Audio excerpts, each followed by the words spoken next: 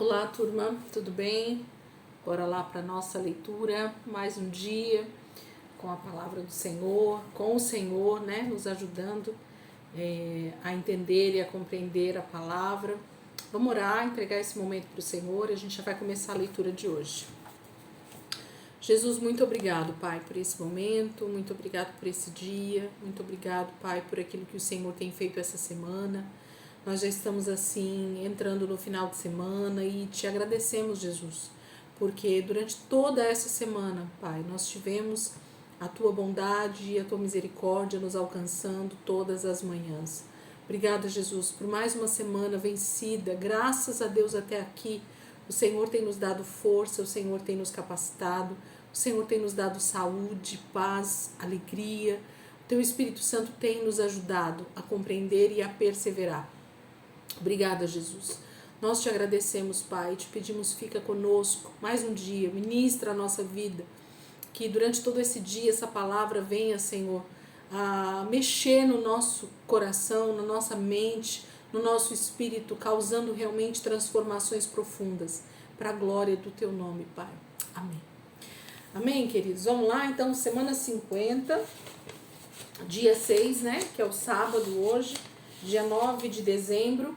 Estamos aí já há quantos dias, gente? 21 dias para acabar o ano, né? 21, 9, 30, 22 dias, né, aproximadamente, para a gente acabar esse ano. E Deus tem nos fortalecido até aqui. Vamos orar? Vamos começar? Romanos capítulo 4, 5, 6 e 7. Mais um trecho aqui da carta que Paulo escreve aos irmãos em Roma, aos romanos. Vamos seguir. Capítulo 4. Então, o que podemos dizer do nosso antepassado Abraão? Quais foram as experiências dele com respeito a essa questão de ser salvo pela fé? Será que foi por causa de suas boas obras que Deus o aceitou? Se assim fosse, então ele teria alguma coisa de que se orgulhar. Mas, do ponto de vista divino, Abraão não tinha nenhum fundamento para se orgulhar. As escrituras nos afirmam que Abraão creu em Deus e foi isso que Deus riscou, e foi por isso que Deus riscou os seus pecados e declarou-os sem culpa. O salário do homem que trabalha não é considerado como favor, mas como direito. No entanto, para aquele que não trabalha, mas crê naquele que justifica o pecador, a sua fé faz com que ele seja aceito por Deus. O rei Davi falou a esse respeito, descrevendo a felicidade de um pecador indigno que é declarado sem culpa por Deus, independentemente de obras. Como é feliz o homem que tem suas transgressões perdoadas e os seus pecados apagados. Como é feliz aquele cujos pecados não são mais contados contra ele pelo Senhor. Agora, então, a pergunta: será que esse perdão só é dado àqueles que têm fé em Cristo, mas também guardam as leis judaicas, inclusive a circuncisão? Ou o perdão é dado também àqueles que não guardam as leis judaicas, ou seja, os incircuncisos, mas tão somente confiam em Cristo? Bem, que dizer de Abraão? Dizemos que ele recebeu a salvação por meio da sua fé. Foi somente pela sua fé. Quando foi que Deus deu a salvação a Abraão? Foi antes que ele se tornasse judeu, antes que passasse pelo rito de circuncisão da iniciação judaica. Foi só mais tarde que Abraão foi circuncidado. O rito da circuncisão foi um sinal de que Abraão já tinha fé e que Deus já o tinha aceito, declarando-o justo, antes que o rito fosse praticado. Assim, Abraão é o pai espiritual de todos os que creem e são salvos, sem passarem pelo rito da circuncisão. Portanto, aqueles que não guardam essas leis são justificados por Deus por meio da fé. E Abraão é também o pai espiritual daqueles judeus que foram circuncidados. Eles podem ver pelo seu exemplo que não é esse rito que os salva, pois Abraão achou a misericórdia divina só pela fé, antes de ter sido circuncidado. Portanto, é claro que a promessa divina de dar a terra a Abraão e seus descendentes não foi porque Abraão obedecia à lei de Deus, mas sim aconteceu por meio da justiça que vem da fé. Pois, se ainda vocês alegam que as bênçãos de Deus são para aqueles que vivem pela lei, a fé não tem valor e a promessa é inútil. A questão, porém, é esta: quando procuramos ganhar a bênção e a salvação de Deus, guardando a lei, terminamos sempre debaixo da sua ira, porque falhamos sempre em guardá-la. O único jeito de podermos evitar a quebra da sua lei é não termos nenhuma para quebrar. As promessas de Deus, portanto, são concedidas a nós por meio da fé, como presente de graça. Temos certeza de recebê-las, quer sigamos ou não os costumes judaicos. Se tivermos fé como a de Abraão, pois ele é o pai de todos nós quanto à fé, isso é o que as Escrituras querem dizer quando afirmam que Deus fez de Abraão o pai de muitas nações. E essa promessa é do próprio Deus, em quem Abraão creu, o Deus que dá vida aos mortos, e ele fala de acontecimentos futuros com tanta convicção como se eles já pertencessem ao passado. Assim, quando Deus disse a Abraão que ele lhe daria um filho, que por sua vez teria muitos filhos e se tornaria uma grande nação, Abraão creu em Deus, embora essa promessa lhe parecesse impossível de cumprir-se. E por isso sua fé era forte, ele nem se preocupou com o fato de já ser idoso demais para ser pai, pois já tinha cerca de 100 anos, e Sara, sua mulher, também ser idosa demais para ter um filho. Entretanto, Abraão nunca duvidou, creu em Deus, pois a sua fé e a sua confiança em relação à promessa de Deus tornaram-se ainda mais fortes. Ele ainda louvou a Deus por essa promessa, antes mesmo de acontecer o que havia sido prometido. Ele estava absolutamente certo de que Deus tinha todo o poder de cumprir qualquer coisa que havia prometido. E foi por causa da fé que Abraão foi aceito por Deus. Agora, esta declaração magnífica, que ele foi aceito e aprovado mediante a sua fé, não foi somente para benefício de Abraão. Ela também foi escrita para nós, assegurando-nos de que Deus nos aceitará do mesmo modo como aceitou Abraão. Quando crermos naquele que ressuscitou dos mortos, a Jesus, nosso Senhor, ele morreu pelos nossos pecados e foi ressuscitado a fim de fazermos retos para com Deus, enchendo-nos com a justiça divina. Capítulo 4, Paulo começa a falar sobre o exemplo da fé de Abraão e da mesma fé que nos faz ser salvos também. Paulo então está escrevendo aos irmãos em Roma que com certeza estavam duvidando daquilo que Deus estava fazendo através da fé com judeus e gentios. Essa é a grande chave, essa é a grande questão, né? Para praticamente o livro todo de Romanos. Deus tem algo poderoso para ministrar as nossas vidas quando nós meditamos na carta aos Romanos a respeito dessa convicção de fé, não por obras, mas simplesmente porque obedecemos a Deus e cremos em Jesus como nosso Senhor e Salvador. Capítulo 5. Portanto, agora, desde que fomos declarados justos à vista de Deus pela fé, podemos ter paz com Deus por meio de Jesus Cristo, nosso Senhor.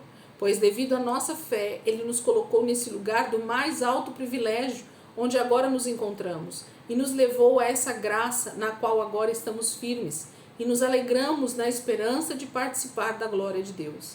Podemos nos alegrar igualmente quando nos encontrarmos diante de sofrimentos, pois sabemos que os sofrimentos produzem a paciência, e a paciência desenvolve em nós a força de caráter, e a força de caráter desenvolve em nós a esperança. E a esperança não nos decepciona, porque Deus derramou o seu amor em nossos corações, por meio do Espírito Santo que Ele nos deu. Quando estávamos totalmente desamparados, Cristo veio na hora certa e morreu pelos pecadores. Mesmo que fôssemos justos, realmente não esperaríamos que alguém morresse por nós, embora alguém tivesse coragem de morrer por uma pessoa boa. Deus, no entanto, mostrou seu grande amor por nós, enviando Cristo para morrer por nós, enquanto ainda éramos pecadores. E já que por seu sangue Ele justificou a nós pecadores, quanto mais Ele nos fará por nós agora, que nos declarou sem culpa? Agora Ele nos salvará de toda a ira divina que está por vir. E se quando ainda éramos inimigos de Deus, fomos reconciliados com Deus pela morte do seu Filho, quanto mais agora, tendo sido reconciliados, seremos salvos pela vida de Cristo. Agora, Nós nos alegramos em Deus por meio do nosso Senhor Jesus Cristo, por intermédio de quem agora alcançamos a reconciliação. Quando o pecado entrou no mundo por meio de um homem, o pecado entrou na raça humana inteira. O pecado dele trouxe consigo a morte a todos os homens, porque todos pecaram. Assim, o pecado já existia no mundo antes mesmo do advento da lei, mas não podia ser levado em conta, uma vez que a lei não fora dada.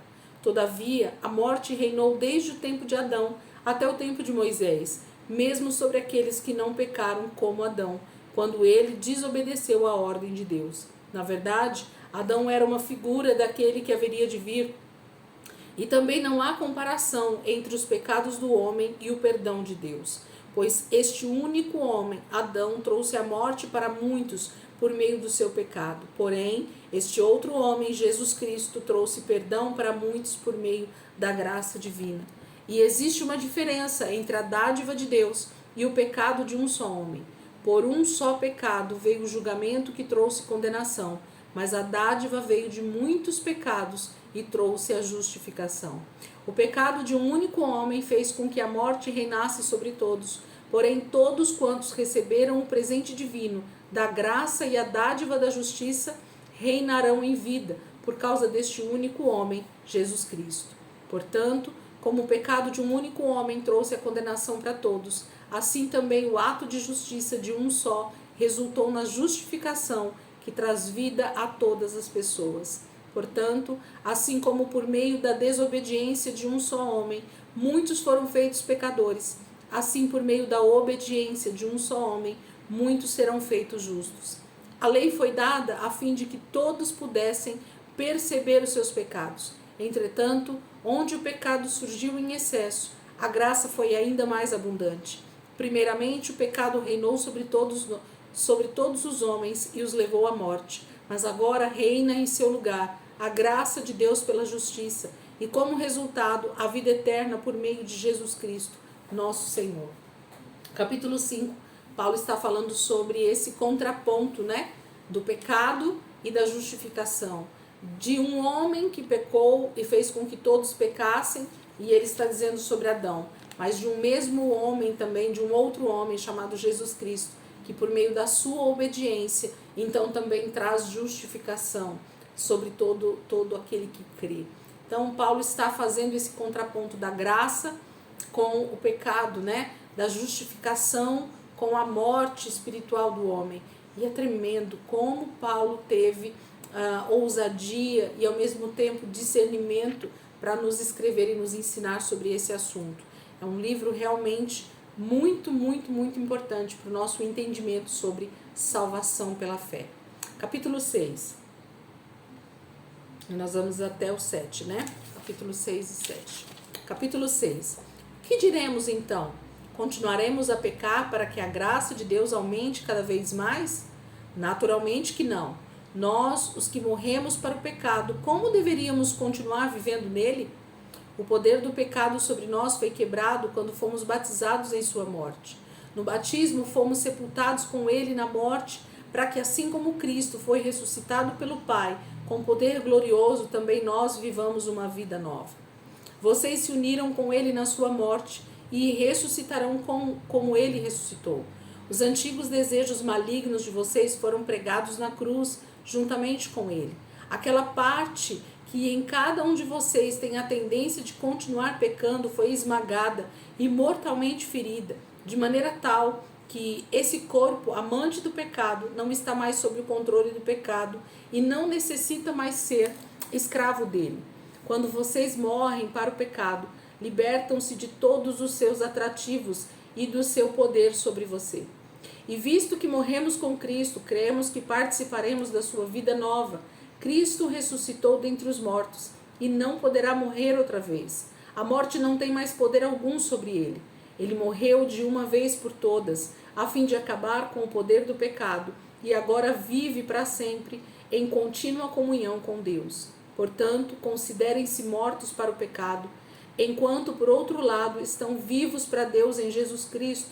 Não deixem que o pecado controle esse corpo mortal de vocês e não cedam aos seus desejos pecaminosos. Não deixem que nenhuma parte de seus corpos seja um instrumento de injustiça.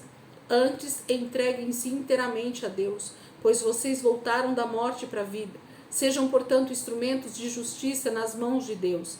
Nunca mais o pecado deverá voltar a dominar vocês, pois agora vocês não estão mais debaixo da lei, mas livres sobre a graça de Deus. Isso significa que agora nós podemos ir avante e pecar sem nos incomodarmos com o pecado, pois nossa salvação não depende de guardar a lei, mas de receber a graça divina? É claro que não. Será que vocês não compreendem que podem escolher seu próprio Senhor? Podem escolher o pecado que leva à morte ou então a obediência que leva à justiça. Aquele a quem você mesmo se oferecer, este será o seu Senhor e você será escravo dele. Mas, graças a Deus que vocês, embora antigamente tivessem escolhido ser escravos do pecado, agora obedecem de todo o coração ao ensino que Deus lhes entregou. E agora estão livres do velho Senhor, o pecado, e tornaram-se escravos do novo Senhor, a justiça. Falo dessa maneira utilizando-me da ilustração de escravos e senhores, porque é fácil de compreender. Tal como vocês costumam ser escravos da impureza e da maldade que leva à maldade, assim também agora é preciso que vocês se deixem escravizar pela justiça que leva à santidade.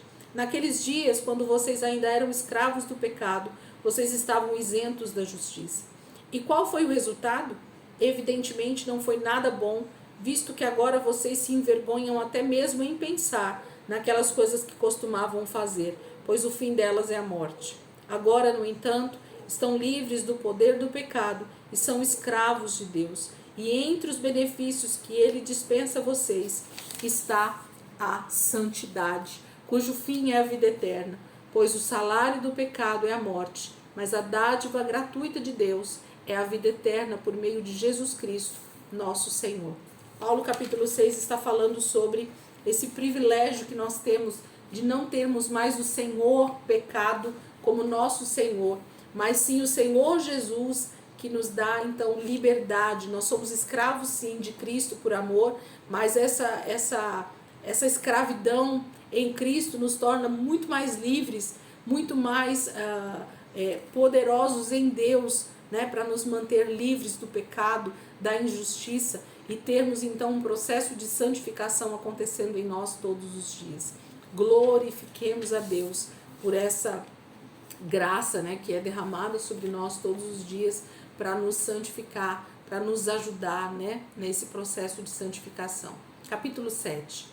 Meus irmãos, será que vocês que conhecem a lei ainda não compreendem que quando uma pessoa morre e a lei não tem mais nenhum poder sobre ela?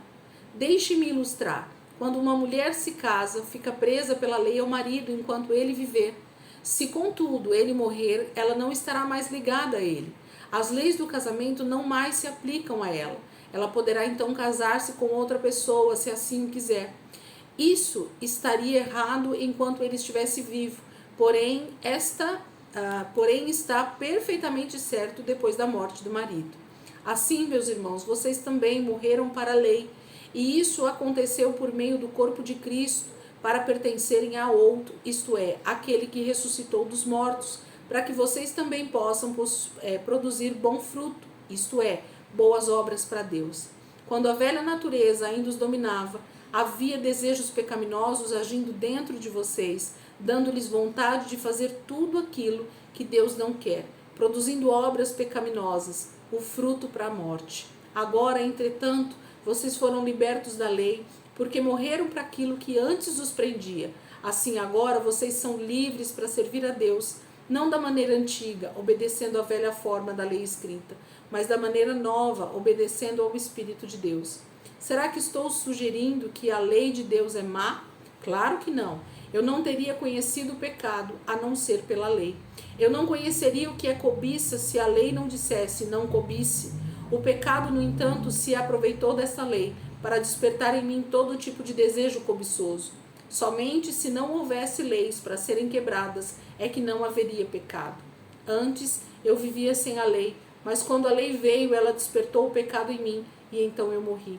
Portanto, no que dizia respeito a mim, a boa lei que deveria mostrar-me o caminho da vida, em vez disso me trouxe a morte. O pecado me enganou, tomando as boas leis de Deus e usando-as para me fazer culpado de morte. Mas como vocês veem, a lei em si é santa, justa e boa. Mas como pode ser isso? A lei que era boa me levou à morte? De forma alguma, foi o pecado que fez isso. Pois o pecado, usando o que era bom, me trouxe a morte para que ficasse bem claro o que o pecado realmente é. Porquanto o pecado utilizou-se das boas leis de Deus para seus próprios fins perversos. Sabemos que a lei é espiritual e a dificuldade não está com ela e sim comigo, pois estou vendido como escravo ao pecado. Não entendo o que faço, pois realmente quero fazer o que é correto, porém não consigo. Faço sim aquilo que eu odeio. Se faço o que não quero, isso prova que a lei em si é boa. Nesse caso, não posso evitar por mim mesmo, porque já não sou eu quem estou fazendo, mas o pecado que está dentro de mim. Eu sei que estou completamente corrompido no que diz respeito à minha velha natureza pecaminosa, porque tenho o desejo de fazer o que é bom, mas não consigo fazê-lo. Quando quero fazer o bem, não o faço, e o mal que não quero fazer, esse eu acabo fazendo. Ora, se estou fazendo aquilo que não quero, é simples dizer onde está a dificuldade. É o pecado que ainda está dentro de mim. Quando quero fazer o bem, faço inevitavelmente o que é mal. Quanto à minha nova natureza, eu tenho prazer na lei de Deus. Contudo, existe uma outra lei atuando nos membros do meu corpo, que está em guerra com a minha mente, fazendo-me prisioneiro da lei do pecado que age no meu corpo. Que situação terrível esta em que me encontro! Quem é que me livrará deste corpo que me leva à morte? Mas graças a Deus por meio de Jesus Cristo, nosso Senhor. Em minha mente eu sou escravo da lei de Deus, mas na minha natureza carnal sirvo a lei do pecado. Paulo está declarando para nós, ensinando para nós aqui, escrevendo aos irmãos sobre essa questão da lei, que mostra nitidamente o quanto o pecado realmente está em nós, porque a lei ela demonstra o quanto nós somos pecadores, mostra a nossa carnalidade, porque quando a lei é que nós percebemos o quanto nós erramos. Quando eu dei essa aula sobre o capítulo 7 lá nas cartas de Paulo, eu posso afirmar para vocês que essa aula foi tão poderosa, é algo tão tremendo quando a gente consegue entender o quanto a lei de Deus ela é santa, justa, boa. O problema é realmente a natureza caída do homem.